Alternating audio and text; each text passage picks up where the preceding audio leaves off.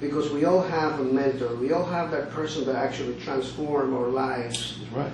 In one, you know, when I was a kid, I grew up in a family with a lot of music around. So I grew up, on my mother's side, music from Mario Lanza, all this classical music. It was kind of absorbing in my head, you know.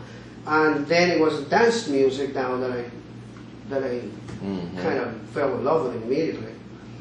So, and there were mentors, disc jockeys that they made a different an impact from the first moment I saw them. So I like to say all of the experiences the same way, and it will be written the same way.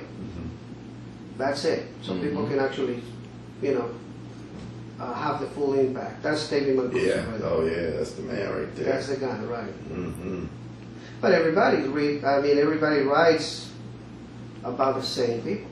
Right. David Mancuso, Nick Isiano, Larry Levan, and just a couple other guys, over and over and over. Right. How many times can you tell the story about these guys? People are under the impression that these are the guys who actually started it all. That's not necessarily true. the case. It's Right. not true.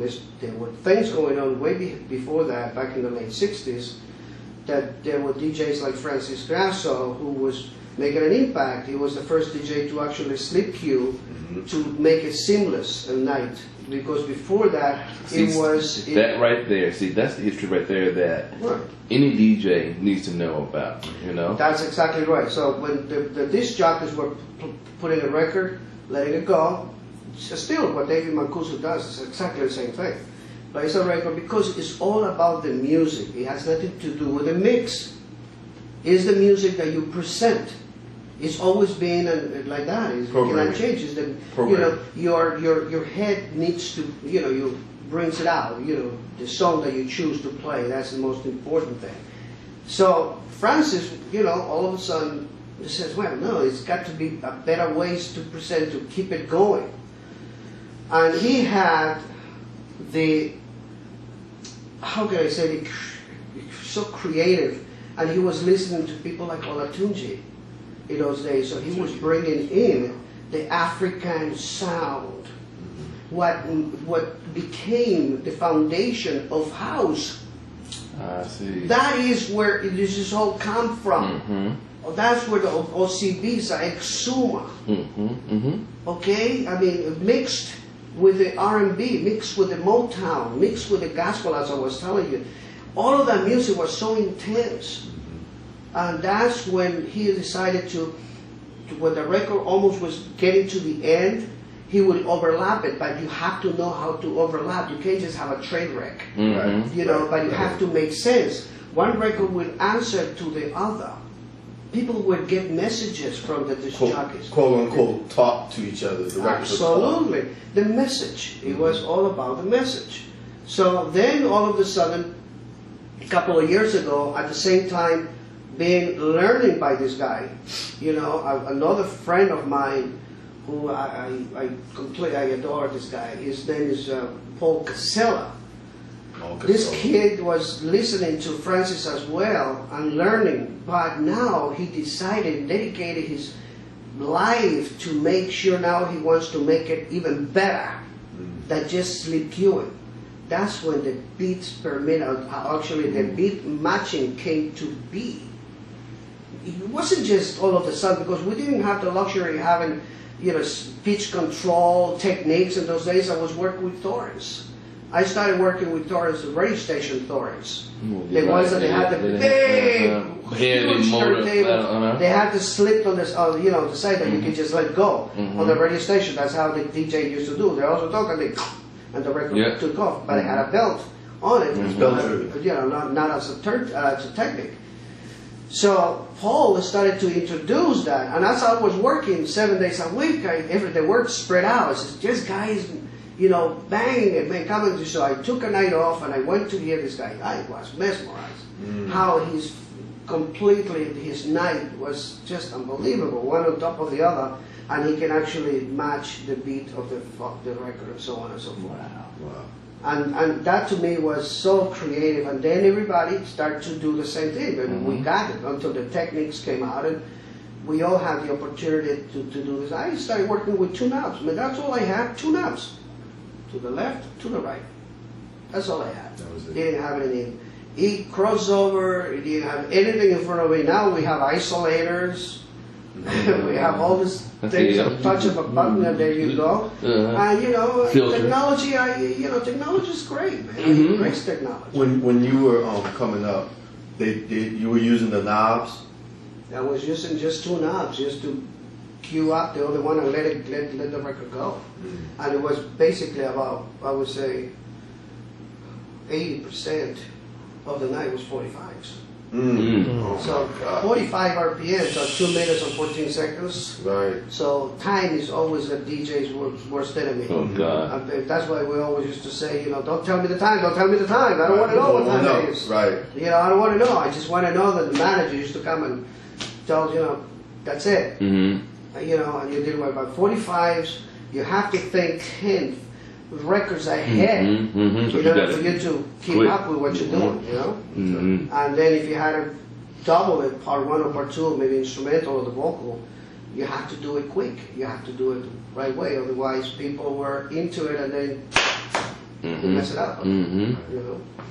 But those are the beginnings, and it needs to be bring out, explain to the people, because there are a lot of people who want to know that. Not just talk about person, the DJs, the clubs, and this. Yeah, it all makes sense, but teach them a little bit about how we all did it, how it all became, why are we playing what we're playing now. You have to start somewhere. Wow. It's just more than the sync button. Oh Jesus! Don't Sync. get me. A lot of people put the sync button. Let me tell you, So tools are tools. Talk to them. Tools are tools. Talk to them. If I would have, back in 42 years ago, if I would have the tools that we have now, with a creative mind that we had in those days, imagine what we could have done. Exactly. Because No we limits. were thinking Limits. creative. Uh-huh. We were freaking crazy. And we were stuff like, I was playing thousands of people. It was not like clubs now that you have only 250, 300 people. But there were thousands of people playing. And I used to take them to a ride. I used to have 3 shifts in the night, working after hours. You used to have people the early, the middle, and then the people used to come in at 4 in the morning, all wasted, that they just wanted to be deep. They wanted to hear some great stuff, and that's where the DJ went to work. 4 o'clock in the morning, you went to really give them everything you got, and surprise them and take them from one end to another. Give them serious freaking music, the music that you did not play early in the night. And then I used to break the night. I would play a waltz. I mean, that was off the freaking hook. Wow. I mean, you played anything that it was different, to take it for a ride. And people would just at the end of the night, they just applauding and they cheering, you're chanting your name and, making you feel comfortable. And they just gave you so much energy. Now, you'll be surprised if anybody says hello to you. They have a DJ. Why? Because they brought that to themselves. They never gave the DJ the respect. That was brilliant. It's that simple. The DJs were so on their own, with egos the size of Texas, where I am. I went through the same thing. But we should have been united. We should have actually made the audience understand that we matter. Yes. There's an art It's an art. to that. There's you're manipulating hundreds of thousands of people to make them actually party and accept what you're given. Because there's a lot of choices. They can go anywhere else. Yes. But if you maintain the crowd in front of you alert and attentive, you're doing your job. You touched on this last night, and it just still amazes me. It really does about the thing. Our focus is we focus primarily on gospel. That's our lifestyle. That's what drives us on a day-to-day basis. But we were talking last night, and you mentioned that about the infusion of gospel early on, and that's something that is baffling to me. I know that the gospel house music is like for Kenny Bobian, and people along those lines, people accept it so much internationally and internationally around. But I guess it kind of goes back to what the platform you guys created back then, because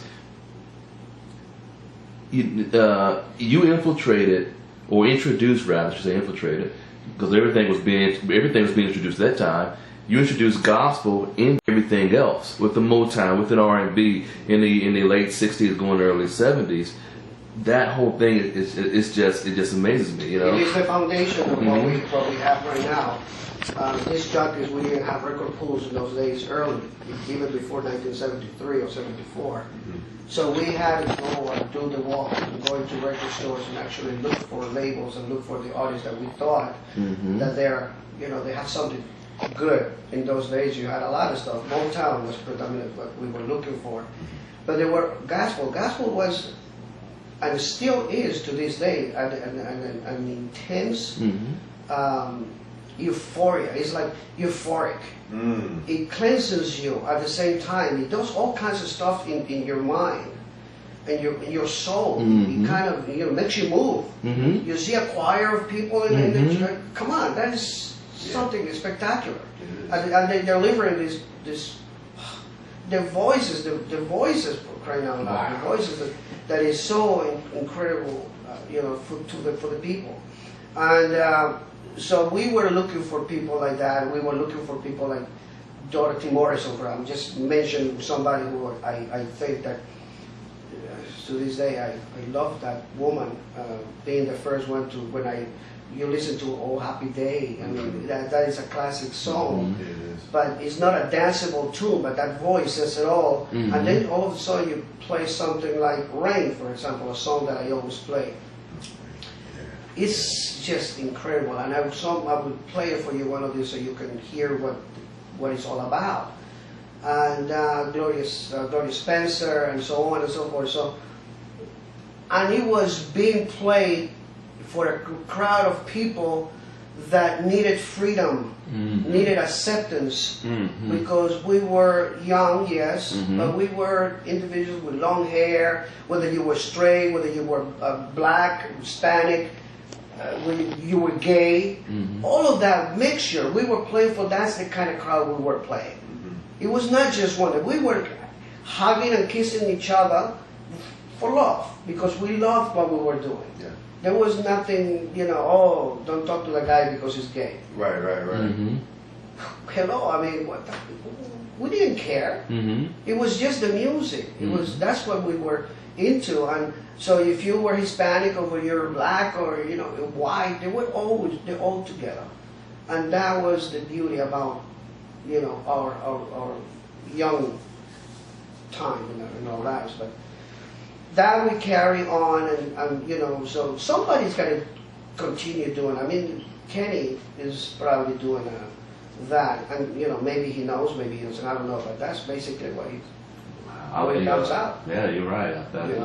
But if we can bring some of that, so I listen to, I go into gospel music, and that should be brought. Somebody should produce things like that to bring it into the mainstream. I think that the message is necessary right now. Where right now is like it's like the '60s messages. We were all Marvin Gaye was giving you so many, including Stevie Wonder. He was sending great lyrics, and we were paying attention, and we need that right now. Stevie Wonder, do yourself a favor, educate your mind. So it's kind of a thing that we need right now, because people are really in a different mindset. Oh man, it's all messed up out there, and we should actually find a ways as producers to find that song that is out there that makes sense, like songs like Mighty Clouds of Joy, groups like that, they had an incredible impact. Wow. So just think about it. Talk to you guys know. You guys know more than I do as far as the music that's going on right now in the church. Look for those lyrics that make sense. And you got a point. Talk to Kenny. The producer, because he's right now being accepted. Incredible. It's huge. It's amazing. Yes.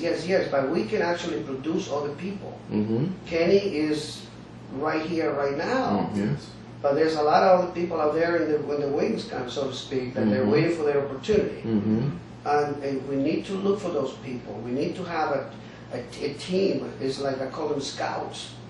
We need to send scouts out there. I have a couple. One of my good friends, a friend up in New Jersey, Larry Lumford. I'm sure you know I know Larry. Yeah. Wonderful kid. Yeah. He's got a heart of gold, and I trust his passion for what we do, and he's so loyal to such a good friend. So we need to have scouts. We need to go out there and find that person, the young person or whatever, that have that kind of music going on right now. Take it to the studio. Lay some tracks there, lay some foundation in there, make it now, but bring those lyrics, bring the message back. Because it's too crazy right now. Listen to all the music that is playing. This is bing, bing, bing, bing, bing, bing. It's like, hello, it's got to tell me something. Exactly. Let me dance to you, Yes. but let me hear something. Hear something. But let me tell you, here's the trend, and if you follow popular music now, it's gone through this electronic phase this last 4 or 5 years, and now what it's doing now, if you notice, it's dipping into when I say like the Beatport. The Beatport is the I guess the entity that now kind of categorizes things. So they're classifying deep house is now what's on the rise. They classify soulful house music into deep house. They classify gospel house music, which is part of soulful house music, Right. into deep house. Deep house is rising now. What is so soulful house music is again coming back up to the forefront.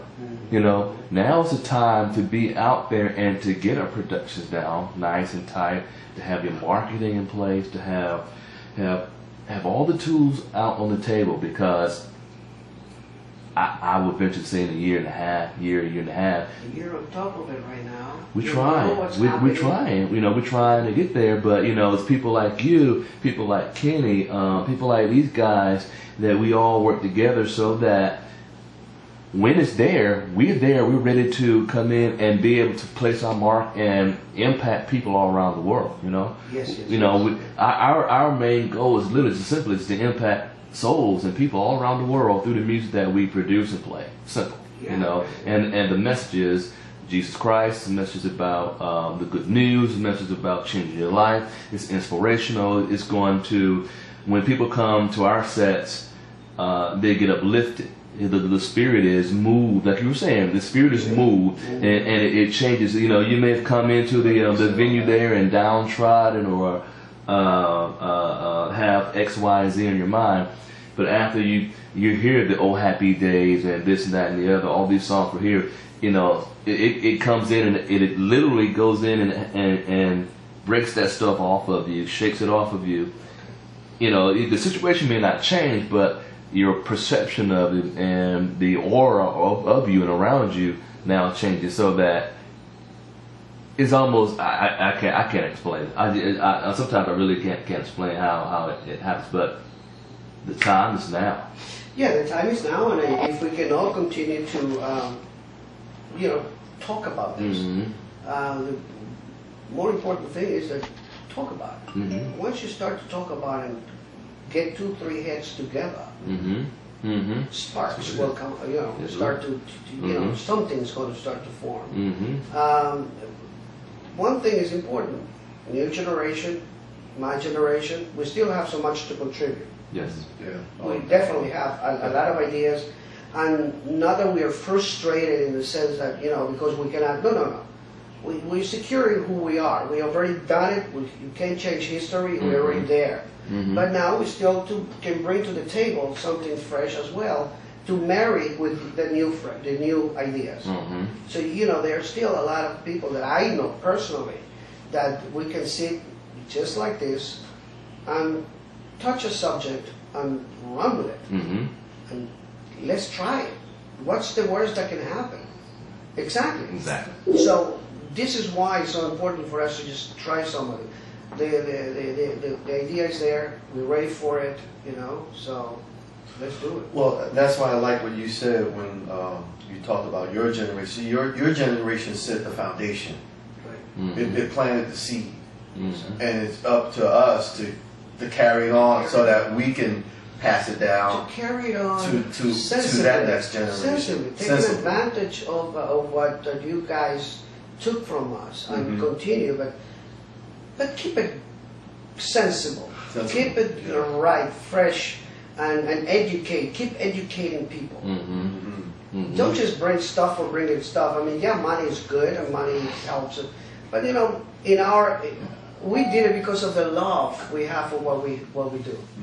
Money is secondary, but obviously we need it. Right. And we were, you know, at times we didn't get paid those days. I just wanted to play. I wanted to see those people with a smile on their faces, with their hands up in the air. Yeah. It was gratifying. That is the beauty. I got home with a smile on my face. I went to sleep with a smile on my face because I made those people dance. And you know, but just I didn't come home because, oh man, I just made $1,000 on my song, and that's no, man. Let's bring it together. Let's just do good stuff. Because it's just like you said, knowing that you did your job, knowing that you through the art, a relationship was formed through the DJ and the audience. Absolutely. And that is so key because it works together. It's just like you said before, it works together. You know, it's not the DJ is over here and the crowd's over here. No, it's coming together and dancing to one sound. That's right. That's right. So you know, we've seen a lot of these jockeys like Larry Levan, God bless his soul, and he developed. Very few people have developed an audience that turned into a cult. Oh yes, Francis Grasso was one of them. I could never forget when he used to come into the sanctuary.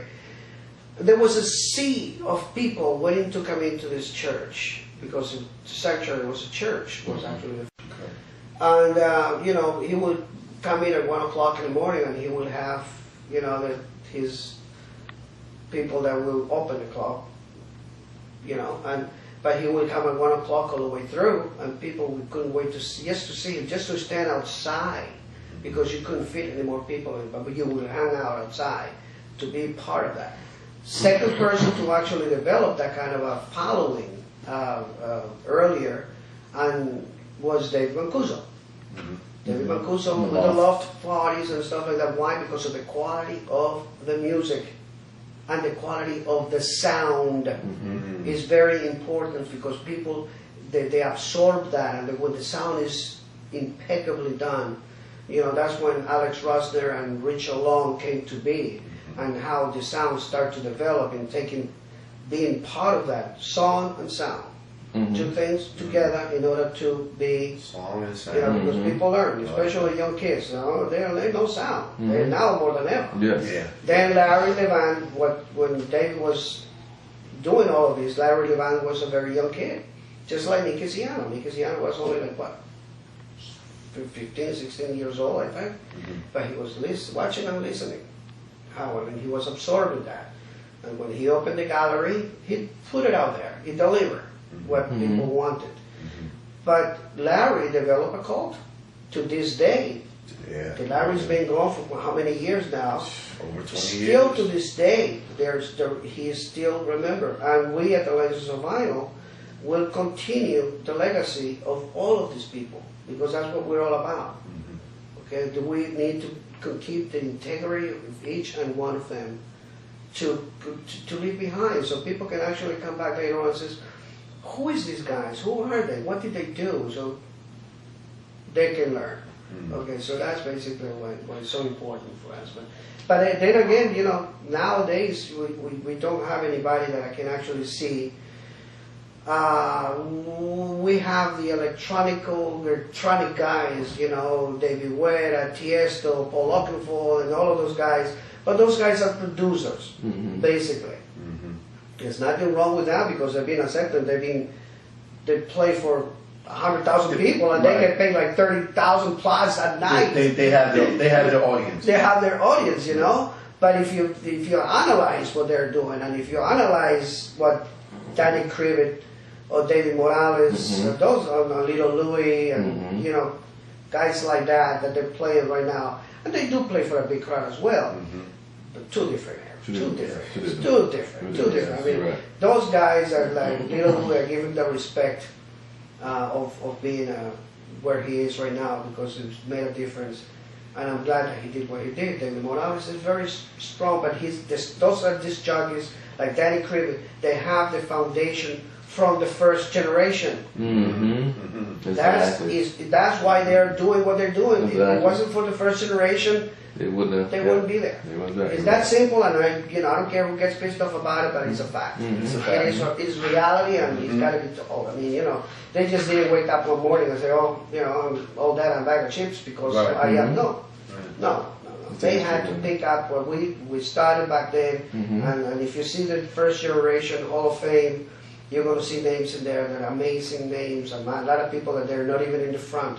That's what I wanted to do. I wanted to bring those guys to the front because there was not only 5 people, there were hundreds of us doing this shit, and we all contribute. We all put the needle to the record the same way. Yeah, we all do that the same way. We all more shy than others, but we all did the same shit.